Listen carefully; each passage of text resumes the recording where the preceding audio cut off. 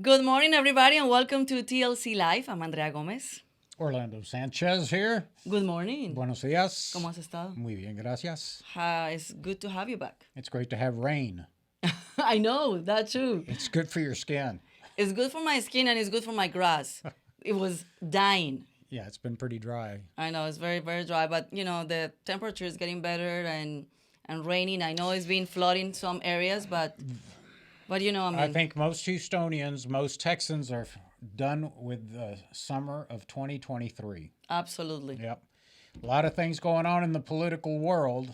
I know that's your expertise, so I'll let you talk about it. No, I mean, what has been going on the last Well, we'll get into it, but the last few we days. averted a government, as they call it, shutdown. As we all know, the government really doesn't shut down. It's just people's pay is deferred until the government comes back funded. But and then it cost the Speaker of the House his position. And of course, we all know that there were multiple elections for the Speaker of the House because they didn't feel that California's U.S. Congressman McCarthy was sufficiently conservative enough. So eventually it took several rounds, but they finally elected him with a very slim margin of the far right of the Republican caucus of the House. And that should have been the warning that he was going to be treading on very thin ice. And of course, U.S. Representative Gates out of Florida was upset that McCarthy negotiated with the Democrats for a stopgap 45-day funding of the federal government, and that cost him his speakership last night. But well, we're going to talk about that. I know, but this happened also in 2018. Well, the speaker didn't lose a position. No. I'm talking about the government shutdown. How do we go to this point again? Well, it's a focus by fiscally conservative members of the U.S. Congress that are concerned about the debt and the deficit. We operate annually on a deficit. We spend more money than we take in.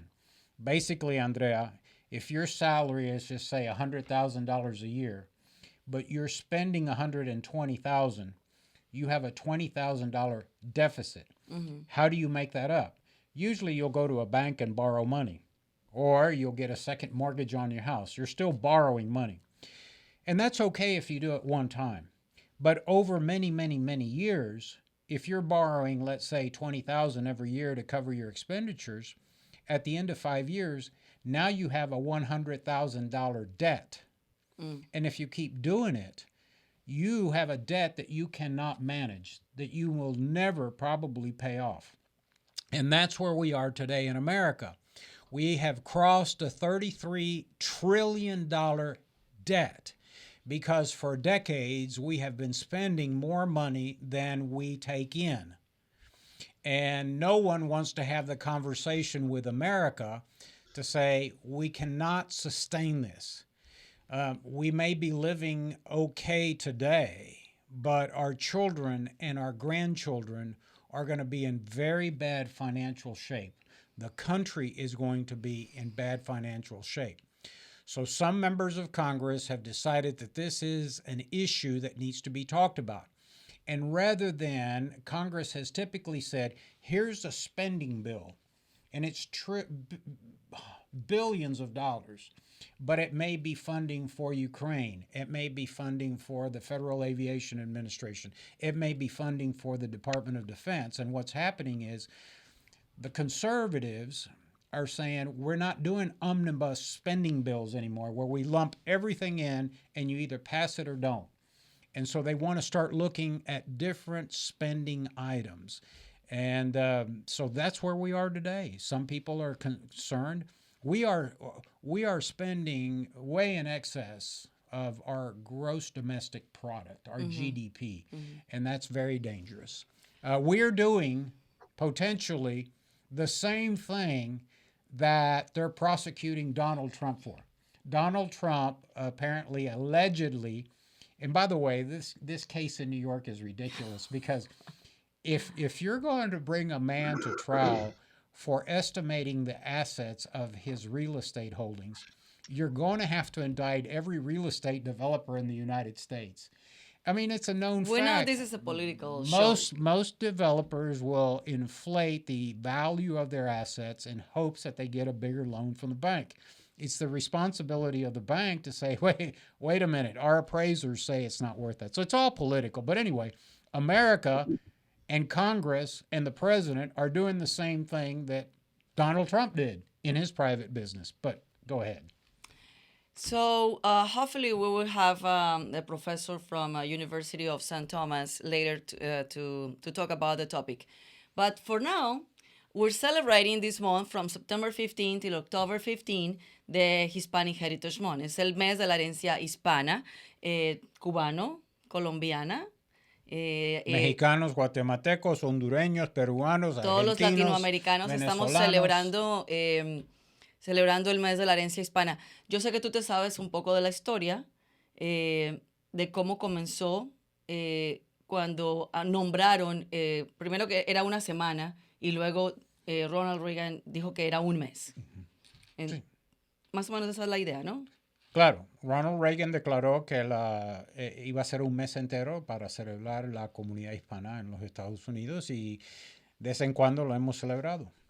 Bueno, lo seguimos celebrando y precisamente to celebrate the Hispanic Heritage Month, so we invited our dear friend, also friend from TLC Live and Texas Latino Conservative, el Brigadier General Joe Ramirez, the Texas A&M. He's the Vice President of Student Affairs in Texas A&M.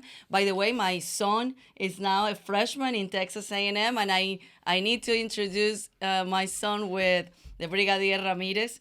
I think it will be very important for my son to meet him.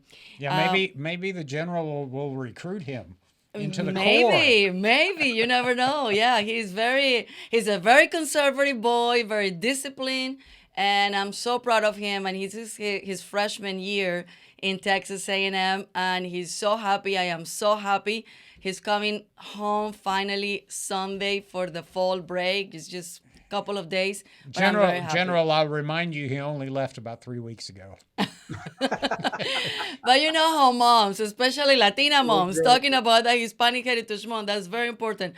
So to tell you a funny story, so I dropped him off at Texas A&M, and a week later, I couldn't take it anymore, and I went to visit him, and it was the worst nightmare I did. And he was telling me, don't go and bother the boy. And I went, and here we go. Yeah, he was like, Mom, come on, I just left a week ago. General, no freshman wants their mom in and around the dorms the first weekend. I mean, how embarrassing is that? I know. Well, I lived that nightmare myself. I was the oldest. Con una mamá latina. Mama Latina, todo. And so when I left, my mother cried, and she would call me.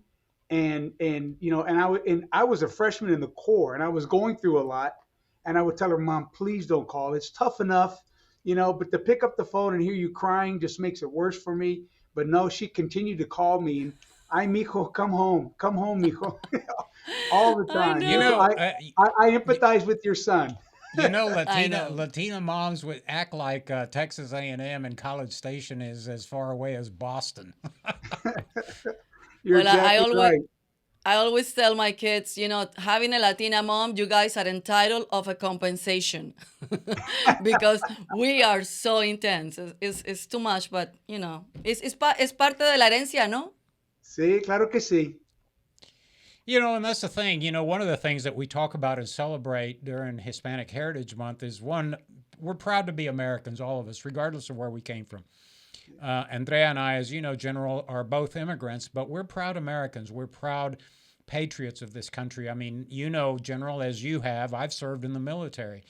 And we want to make sure that this country is strong and that our children are patriotic and value the country, the Constitution, our form of government, our system of the economy, which is capitalism. We want to honor the rule of law in this country, and we want to raise our kids that way. But too often people forget the values of the Latino Hispanic community. We're about family. We're about faith. We're about country. We're about being patriots. We're about hard work and earning our own way. And that's one of the things that we continue to highlight is trying to, because I traveled the state, General, as you know, representing Texas Latino Conservatives. And people ask me all the time, what's a Hispanic? It's like, well, we're like Americans. We're multiracial. We're multi-ethnic. We come from, we have different colors of skin, different eyes. We eat different foods, but we have one thing in common, and that's our language. But our values, more than anything else, unites the Hispanic community in this country. I totally agree with you. And when I did my interview for KAG's television about Hispanic Heritage Month, one of the things I highlighted was that at an early age, my father taught me. My father was second generation American, and he was a military veteran, a former prisoner of war. My mother grew up on a farm here in Texas, quit school in the eighth grade to go work on the farm, but they were both proud Americans.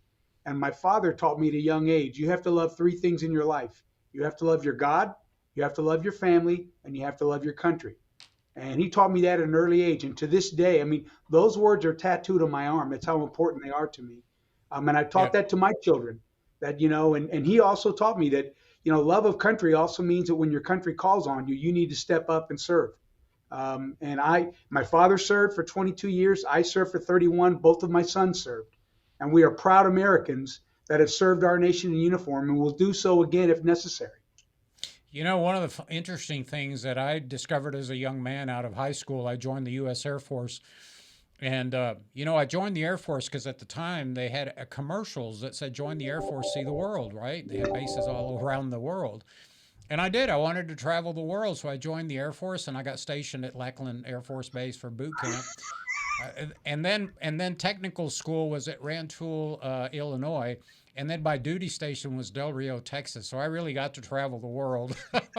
But one of the things I noticed, General, stationed down along the Rio Grande River in Del Rio, Texas, is the patriotism of Tejanos, Mexican Americans that have lived in South Texas. And it didn't have to be Memorial Day, July the 4th, or any special holidays. Tejanos always flew the American flag on their lawns, and that's always struck me as very interesting, more so than driving through, neighborhoods here in Houston. Tejanos, Hispanics, Mexican Americans love the state, love the country. And in fact, you probably know this better than anything else. I think than anyone else, I should say. Disproportionately, Hispanics in Texas join the military at a large percentage of the population. They do, and that's always been a source of pride for me. I mean, I grew up there in Houston, Magnolia Park, right there, Navigation Wayside. Those are my stomping grounds. But one of the iconic organizations there in my neighborhood was the American Legion. And my father was a member, and many of my family were members there. And that became kind of the hub of all social events there in the neighborhood. And the reason why it was such a big hub is because so many in that neighborhood, all Mexicanos, all, probably blue collar, low socioeconomic, many of them went on to serve our nation in uniform in all the services, and they still take great pride to this day. And that American Legion, again, became kind of the hub of a lot of that for our neighborhood. We took great pride in the fact that many of us served our nation in uniform. As a matter of fact, I've got a family reunion here in 2 weeks, and we're holding it right there at the American Legion. We're bringing together familia from all over the state, all over the nation, and we're coming back to that American Legion to celebrate our family reunion. One of the as you know, these programs are not only aired live on Facebook and YouTube, but they also are recorded on YouTube. And if you go to our YouTube channel, you can search Texas Latino Conservatives and click on the videos. If you search through there, you will see that we produced a video. Was it Memorial Day one year? But we highlighted the contribution of Mexican Americans. And it's a moving video, General, if you've never seen it. But we highlighted probably half a dozen Congressional Medal of Honor winners from Texas.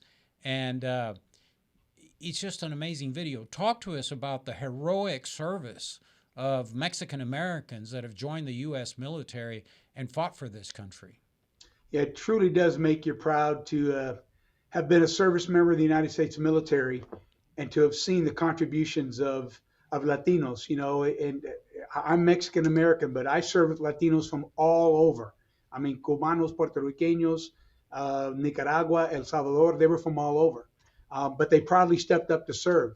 Many of them had only had a green card, and yet they still stepped up to serve our nation with great pride. And when you think about some of the iconic names, Macario Garcia, who earned the Medal of Honor in World War II, Roy Benavides, who earned the Medal of Honor in the Vietnam War. I mean, these are icons in our community, and these are men who stepped up at a time when our country needed them to do so. And these are men that came from very humble beginnings, like many of us grew up in very humble backgrounds, and yet rose to achieve incredible feats on the battlefield and represent all Latinos extremely well. And as a Latino who reached a pretty high level in the military, I always took with great pride serving alongside other Latinos that just wanted to do their part for their country. You talk about the organizations that represent and veterans, but none stands out in my mind more than the GI Forum, and we've got to remember that we've had some racial struggles in this country, and we're always moving in a better direction. We're trying to always make America better, more inclusive. But let's not forget that, it was a physician that served in the U.S. Army, saving thousands of lives in the Second World War. But when he got back home, he realized that Mexican-American and Latino service members weren't getting their VA benefits. They weren't being respected by the community at large.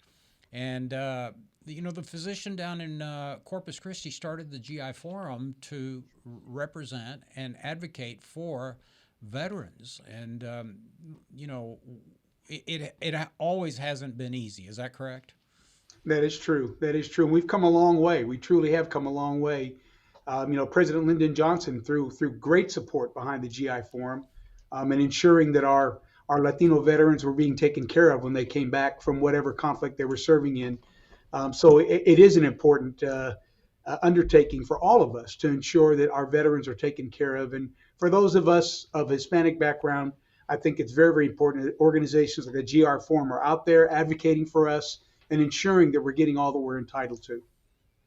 General, tell us about how A&M is celebrating Hispanic Heritage Month. How do you use in your experience, your expertise, and also being a Latino to celebrate and to help the freshman students like my son, that is the first time that he's, first time for me, of course, because I have twins, and both of my kids, it's the first time they go to the college, and for them to adjust and Latino background and dealing with moms like me and moms like your mom, because you experience the same thing. So how do you guys are celebrating and also helping the freshmen Latino? And I will also say before you answer that one of her children is a Texas trader. She's crossed the Red River, General. Yeah, she's in Arkansas. All right, nothing wrong with that. The main thing is she's going to college. I mean, that's Absolutely important, especially for our community. I'll tell you, there's a lot going on here on campus. As a matter of fact, I get a chance, as the Vice President for Student Affairs, I get a chance to meet with students regularly. And over the last couple of days, I have met with Hispanic students to talk about all the events that are ongoing on campus for Hispanic Heritage Month. It's a big deal here at Texas A&M University, as are all of our cultural heritage events throughout the school year. And so we work hard with the students to provide them the opportunity to celebrate in a way that showcases our culture to the entire community here at Texas A&M University. And so there's a lot going on here. They've already had events here in Rudder Plaza where they've showcased dancing and food and traditions that come with the Hispanic community. And what's unique, which was already mentioned, is the fact that some of the traditions are different based on where you're from. Someone from Colombia has traditions different from someone in Nicaragua, who's different from Mexico, different from Cuba.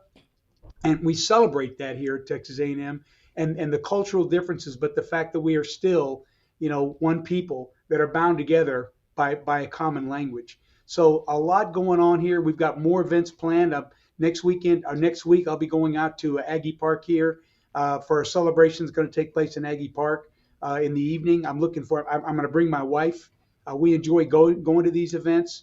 For my wife, it's a real treat to get a chance to meet the students and find out where they're from and get a chance to talk to them. And of course, my wife wants to adopt all of them and bring them all home for a good dinner of arroz con pollo y frijoles. Qué rico. So I'm going to tell my son that you invited me to that celebration, that it's not that I'm going to visit him. You just invited me. Here we go again. the invitation's there. Come on out and join us.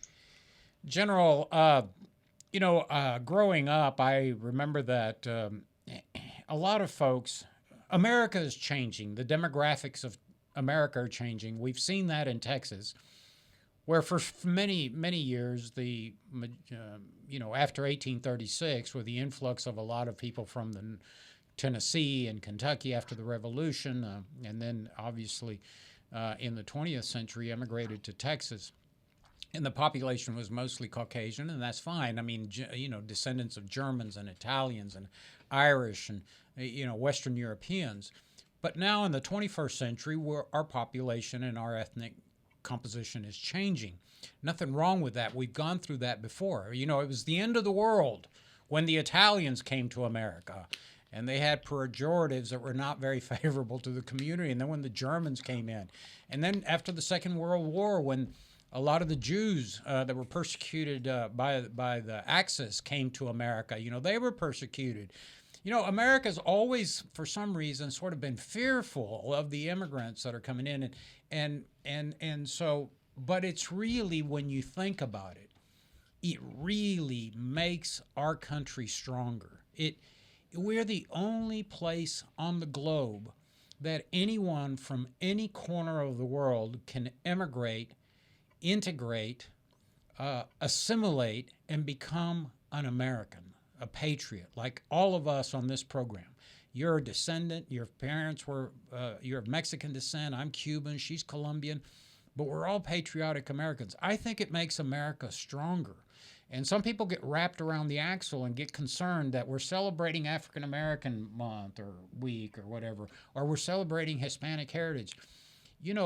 I just think that highlights the strength of America. We're not afraid to be inclusive. Mm-hmm. I totally and by agree the way, with let you. me just say that I think that Texas A&M and Chancellor Sharp and all of you, the entire leadership, has done a really great job of going out and recruiting diverse communities in Texas. I know a lot of conservatives may hate that word diverse and diversity, and I don't like to use it because, General, I never refer to myself, as by ethnicity or by race or by sex. I always consider myself an American, a veteran, Tejano, but, I rarely say, I'm a Hispanic. But you can't deny that we're all of Hispanic descent. But the university has done a fantastic job. How have you guys been so successful in diversifying the student body population at Texas A&M? Yeah, we've really reached out, made a concerted effort to reach out, and this goes back to even when Bob Gates was the president of Texas A&M University and realized that for us to recruit, for example, more Hispanic students at Texas A&M, we need to outreach. We needed to put people out there in the communities to be able to recruit and talk about Texas A&M and the opportunities available here. And we've continued to do that.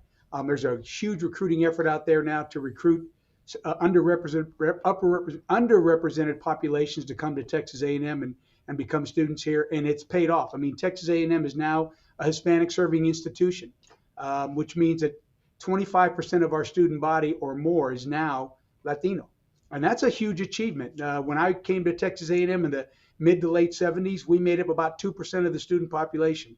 Today, we're 25% of the student population, and the efforts to continue to grow that continue every year. So Texas A&M has truly made a concerted effort to get out there and recruit. We've got a lot of work to do. We realize that. We know we're not where we want to be, but we still continue to try to move the needle in recruiting underrepresented populations at Texas A&M University because we firmly believe we have a lot to offer young men and women here at Texas A&M, and they'll get a great education but a great experience along the way as well.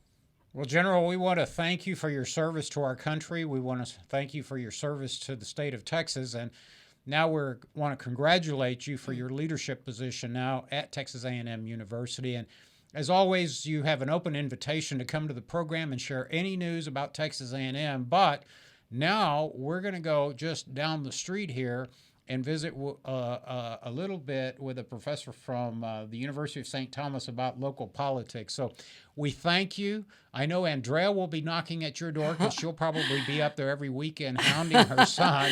I'm just gonna say that you invited me all the time, but I want to introduce you to my son for sure. I look forward to meeting him, and you're welcome on campus anytime. If you ever come this way, let me know. Would love to take you to lunch and talk about all the great things that are going on here at Texas A&M. Thank you, General. Thank you so All right, much. thank you. God bless. You too. Thank you.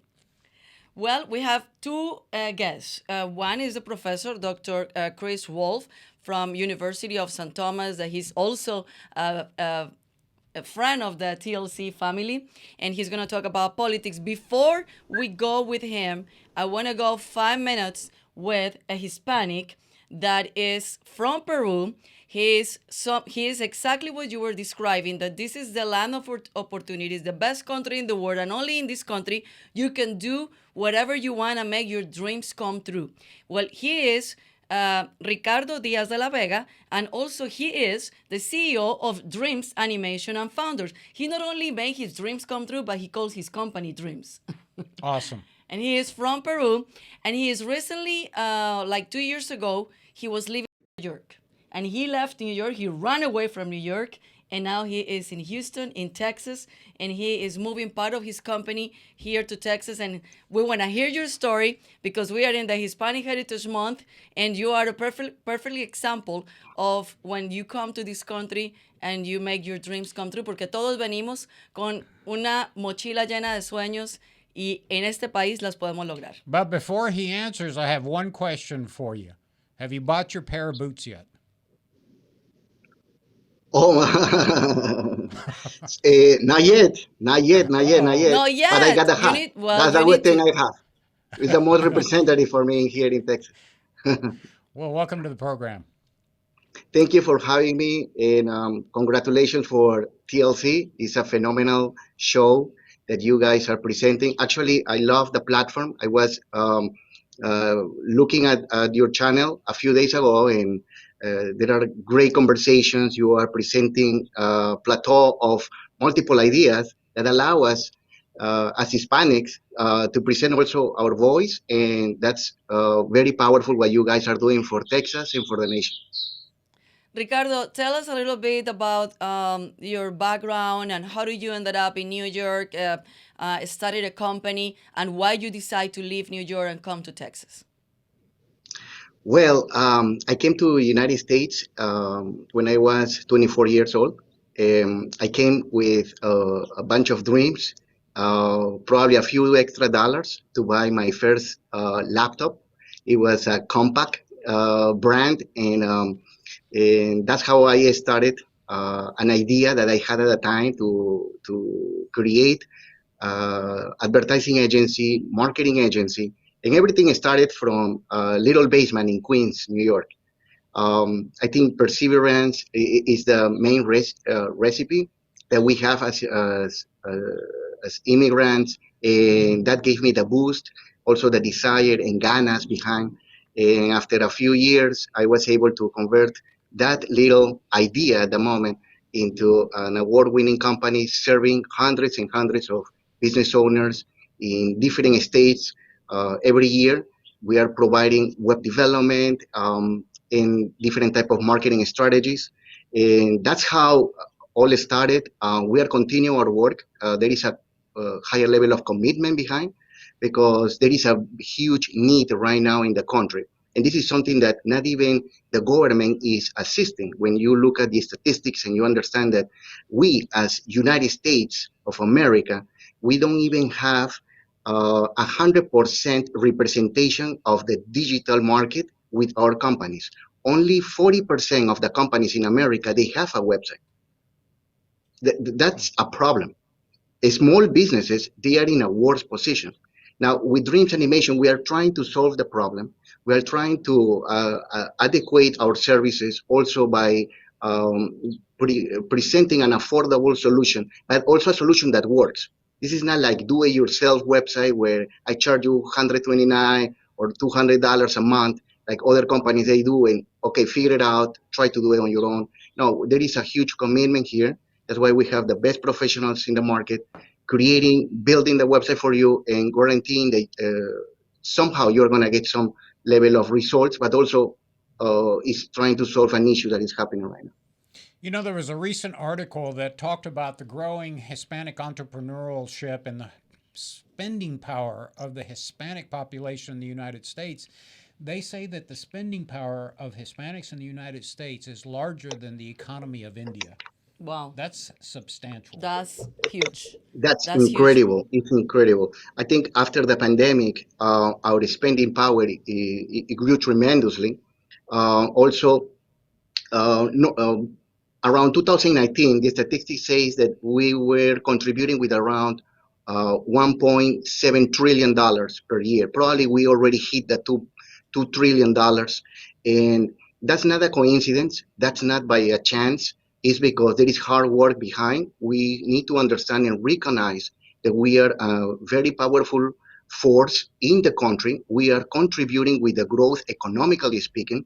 And it's very important to also see at the numbers. Today, we represent 20% of the population in the entire country. Are you kidding me? And you're not putting attention to develop more essential tools to a community that is presenting to you that we have the desire to grow businesses, to create more job opportunities.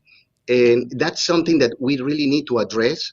That's why I love your platform, because that gives us the chance in different type of tones and voices to present these kind of realities. So the representatives that we are going to elect in the future, they need to address these points, because at the end of the day, this is not about, you mentioned something before when you were interviewing our Brigadier General, and you mentioned about diversity, and you don't like to use the word, and I loved when you say that, because diversity for me is the D word. Just like, the N word cannot be pronounced. Okay, don't say the D word to me, because you know what? I don't want to just be a filled seat in the room.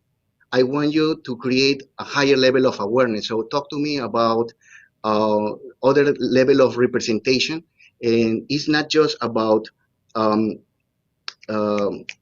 being in the room where you are giving me the chance just because the color that you see on me, or because the ethnicity that represents me. It's also because you understand what my culture means to you and how it's contributing in the environment.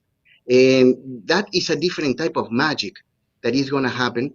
And it's going to take time. It's not going to happen immediately. But that's something that also political parties and different type of organizations, corporate America, the boards around the corporate America, they need to understand, because diversity is not enough. It's just a cliche word. It's completely overrated. And we need to address this in a different type of manner. Wholeheartedly agree. I mean, I'm in Houston, Texas. Where do you live, Ricardo? Are you in Houston? He lives in Houston, and I want to hear your story, that why you left New York. Yeah, but let me just, to your point, I mean, you're absolutely correct. I may be in trouble here, by some folks, but let me just say, I've been in politics for 30 years. I've watched the Greater Houston Partnership, which is supposed to be the big chamber of commerce of Houston, right? And you look at the board of directors of the top 100 companies that make up the Greater Houston Partnership. You don't see Hispanics on the board of directors. So as you said, measure us by the strength of our intellect and our economic contributions, not by our ethnicity. Don't give us one seat on the board of a 42-member board of directors because you want to fill a spot. Give it to us because we're qualified, we're entrepreneurial, we're contributing to the economy. And that irks me to this day. And so, hopefully that'll change in Texas. In Houston, we're half the population in the city of Houston, but we're not represented in the corporate boardroom. Yes, that's related with inclusivity, and it's not just about you filling up a gap that you feel like, oh my God, the demographic is changing and shifting, so I need to see 2 black guys, 3 Latinos, 2 Asian here, and also 5 women. No, that's not the solution. It's about you understanding that you are living in a majority minority country where there are different type of perspective, and you are accepting that all those voices, they need to be part of the conversation.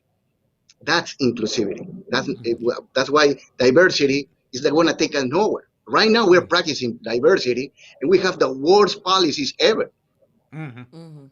So we don't have much time, Ricardo. I wanted you finalize your participation in the segment, telling us why you ran away from New York and how did you contributing to Texas conservative as a Latino. For the same reason Donald Trump wants to run away from New York. Well, it was a big coincidence. I love New York. I mean, when I first came to United States, I went straight to New York. I think a lot of people, they were like, why you took that decision? Because that's a very competitive environment. And I think God wanted to be that way. But I left New York because I had a sense of responsibility with my family. I protect the values of my home. I'm married. I have 3 children. I noticed the shift in terms of the quality of education inside public schools. I didn't want that for my kids. I didn't want that for my wife to be in an environment. When pandemic hit, New York, it stopped for a few days, and then I realized, okay, this is going over, because I remember when I first came, I faced a storm. The storm stopped the subways for a week. And at that time, I was a very aware young man that I was reading the news. I was trying to learn English, and I was understanding that they were raising the taxes and things like that. And that happened only for 1 week. Now, imagine what was going to happen when I was living already 3 months when the city was stopped. So I say to my wife, you know what?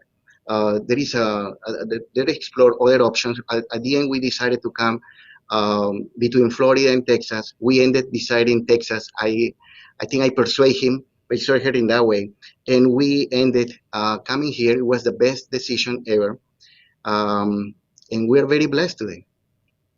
All right, now we're going to have to take you out and get you a pair of boots. Okay. Okay. And I got to invite you to a Texas honky tonk, okay? Okay, I accept the invitation. Can't This get is her public, to huh?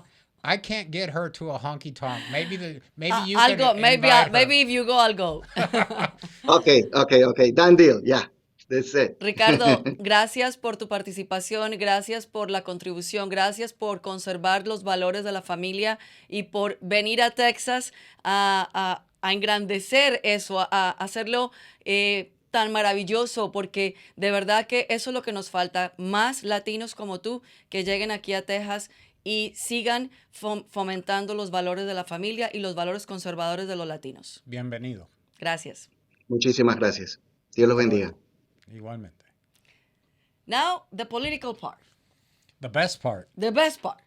That you think is boring. No, I'm not. It's fascinating. Yeah, we went to dinner last night, and she says that my political diatribes are boring. No, well, you're boring, but Dr. Chris Wolfe is boring. not. All right, let's bring Dr. Wolfe in. Good to be with you guys. Dr. Wolfe, thank you so much for your time. I know you're super busy and you always dedicate time to TLC Live to inform us, to help us to navigate this craziness that is going on in politics in this country. Yeah, WTH, what's going on in Washington, D.C., Professor? Try my best. I mean, politics is not boring right now, I would say. No, it's not. You guys invited me to come on. It was about to talk about the debt ceiling vote, which is keeping it running, the government running for another 45 days. But then in the interlude, the next day, one of the Republicans in Congress, Matt Gaetz, led a group of 8, along with the Democrats, to actually get rid of the Speaker, McCarthy. And so now, yeah, it's funny. Gaetz, in his speech, he said that McCarthy had caused the chaos, but in some ways, Gaetz caused the chaos, and so it's unfortunate because the House was the one Republican held branch of government, so to speak, and now the leadership it's confusing who's going to be leading that that Speaker of the House job. And it's unfortunate also because some important things were going on for the Republicans. A lot of hearings, but that's all kind of interrupted right now. So what's the strategy, Professor? I mean, does Representative Gates thinks he's going to get somebody more on the right side of the Republican Party? I don't see the Democrats supporting someone of the far right wing of the Republican Party. How does that work out? No, I think that perhaps they could get the Republicans back together, maybe with Jim Jordan, a more conservative Republican in the House than McCarthy. Although McCarthy was himself pretty conservative, so I'm not sure what Gates's actual strategy with this is, but it is. Here we are in Texas. I mean, we've had some of these struggles over the leadership in the Texas legislature too recently with Dade Phelan, and you don't want to shoot yourself in the foot by pushing maybe too much for a speaker who would be a very heavy hand for the conservatives, perhaps. In terms of like the precedents for this, some people are saying it's totally unprecedented. I would say it's not totally unprecedented that we've had a kind of a revolt within a party like this, but you have to go back all the way to 1910. 1910, there was a Speaker of the House named Joe Cannon for the Republicans, and at that time it was the progressives within the Republican Party who wanted to get rid of him. And what happened was it was St. Patrick's Day, and many of the people who were the supporters of Joe Cannon were out celebrating St. Patrick's Day, I guess having a few beers or something. And when that happened, that meant that he didn't have enough supporters to maintain him as the House Ways and Means chair, and so that was called the Cannon Revolt. That's the only thing I can really compare this to. But hopefully it gets sorted out. Especially I don't understand the strategy of the Democrats with this personally, though. Right. I mean, Me neither. they got what they wanted in terms Right. of not having the government shutdown, but that's only for 45 days. What are we going to do after 45 days? Yeah, and then they side with Gates, a right wing guy, to boot the guy that tried to negotiate a deal, which, as we all know, we are a two-party system. We are a bicameral form of government, and so that by definition requires some negotiation, some compromise, some conversation. I mean, what happened to the days of Ronald Reagan meeting with Tip O'Neill? Right. Yeah. In some ways, they might be shooting themselves in the foot they might get a more conservative Speaker of the House. So, I mean, unless their strategy was just to cause turmoil, which seems like the most Logical. Yeah. logical thing here. I mean, so they're going to say, they might say, a lot of Democrats right now are going to say, they might say, well, the Republicans, look how disorganized they are. But always keep in mind, it was the Democrats who had almost 200 votes to get rid of McCarthy. They didn't have to do that, but they did. They intentionally were trying to disrupt the Republican leadership. Now, I am going to say though that I have to admit I have been busy campaigning for my own position. If many people don't follow politics like we do, but I'm on the ballot this year in Houston, seeking the position of city controller. This isn't a commercial, and it's not paid for by the Orlando Sanchez campaign. But I did catch a couple of news segments, and I saw Gates, and I saw him talk at the steps of the Capitol. But, one of the things Republicans are very bad at is communicating with the American people. I think the great last communicator was Ronald Reagan. But This was an opportunity for Gates to state his case, why this revolt from a fiscal perspective, and tell people that we can't continue these stopgap measures and keep driving the national debt up, keep operating under deficits, which was the beginning of the program. I talked about that. I think that's their point, that there are some very fiscally conservative members of the House of Representatives who control the purse strings that say enough is enough. But they didn't deliver that message. Am I right or wrong? No, that's right. I mean, the amount of debt is just it's insane. It's not feasible to continue this, and you as a comptroller would know that, and as a candidate for comptroller, and you're right that it was an opportunity for Gates to communicate that the spotlight is on him right now, and Yeah. use the spotlight for something good instead of using it for a personal thing. It seemed like what he communicated was just that he had personal animosity toward McCarthy, and he had some. Exactly. That's exactly what came across. It was an intra-party fight that spilled over into the floor of the Congress and now into the national press scene when they missed an opportunity to talk about the real issues. But that begs the question, Professor, what is it going to take to have a real leader in this country that talks to the American people and says that we're like any homeowner that overextends themselves, if as I told Andrea at the beginning of the program, if she makes $100,000 a year and every year she borrows $20,000 because she's spending $120,000, that at the end of 10 years she's going to have $1 million debt that she can't afford. So what happens? Foreclosure. They take your house away, right? They take your credit cards away. You have a bad credit rating. A whole cascading series of events from a financial perspective take place. And, we're able to sustain this crazy spending, but how do you see a leader coming forth in America and explaining to the American people our children and our grandchildren's life are going to be miserable if we don't get our arms around this fiscal spending ridiculous behavior? Unfortunately, a lot of politicians are trying to even get us to spend like crazy in our personal finances too. I mean, so I just finally got my student loans reactivated.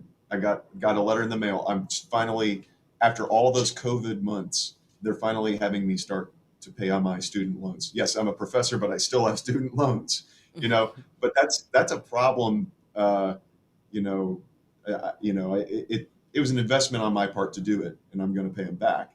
But at the same time, there's a lot of people in the government who are encouraging us to take out these huge loans and to not be fiscally responsible ourselves. And then that's the way they behave themselves in Washington. And so,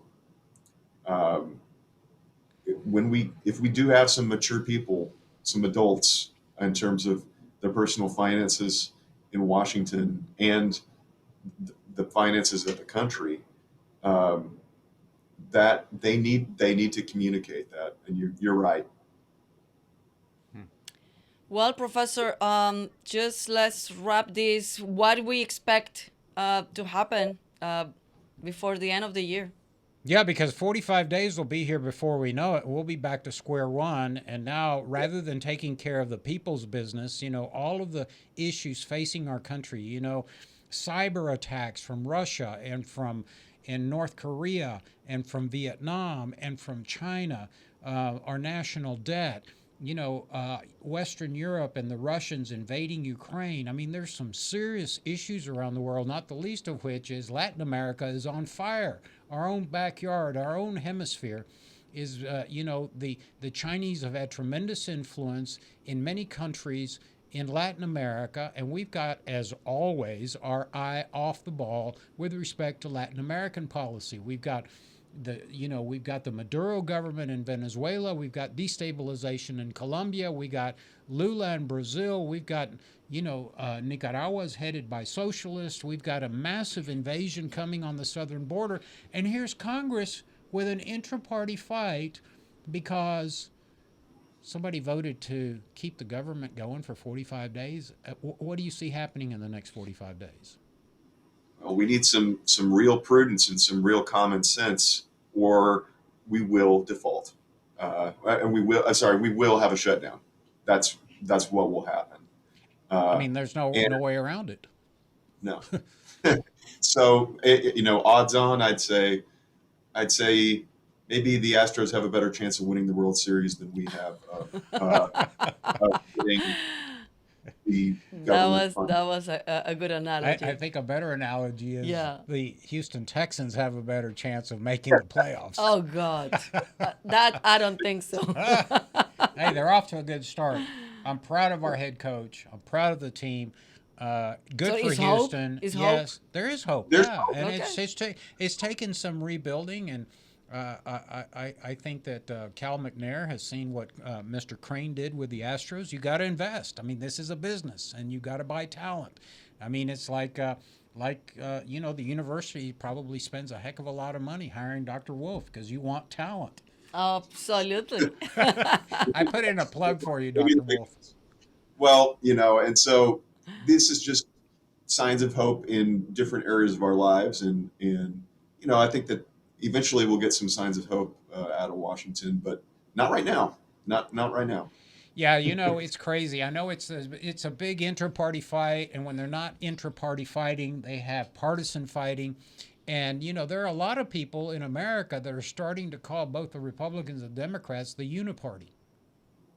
Mm-hmm.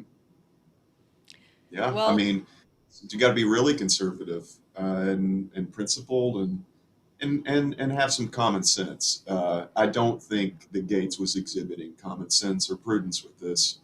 I think that's the key. I agree common with that. sense. And listen, nobody's more fiscally conservative than I am. I have a track record of it here in this county. I'm always advocating for prudent fiscal spending on behalf of the taxpayers. But, geez, let's not go crazy. Don't want to be a circular firing squad.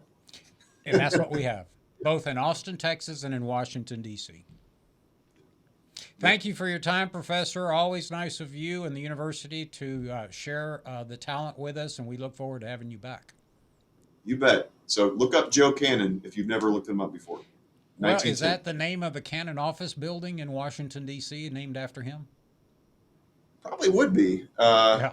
It's only Cannon I know of that stature. So yeah. But well, maybe the former speaker now can have a building in Washington named after him. Yep. Take care, Professor. Thank care, you guys. so much. Well, what a good show I put together. I always put on a good show. No, what a good show I put together. I with know the you guests put it that I together, brought. but I'm like the chief performer. I know you say I'm boring. Oh God. We went to dinner last night. Yeah, and she he said, couldn't sleep. He couldn't sleep last night because I said, sometimes you just give too much opinion and it gets a little bit It's a boring. political program. I'm sure you people, our audience wants to hear about politics. I mean, it's, they don't want to hear about new baking sodas or recipes or muscle cars. They tune in to find out what's going on in the Latino conservative world of politics in Texas, and that's what we deliver. I take back my comment. All right. Okay, Big O.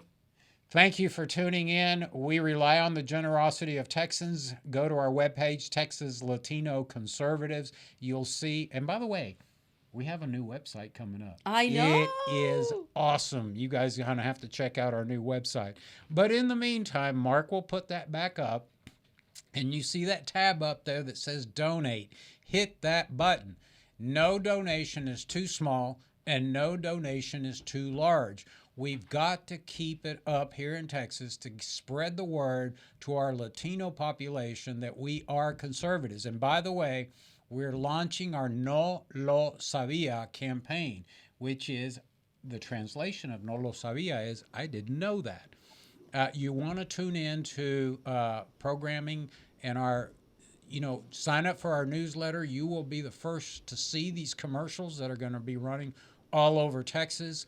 And share our website with your friends. Make a $10 donation or a $10,000 donation.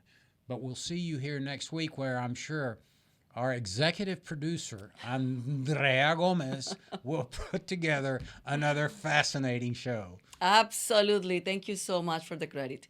Muchas gracias por habernos acompañado y nos vemos el próximo miércoles. Chao, chao.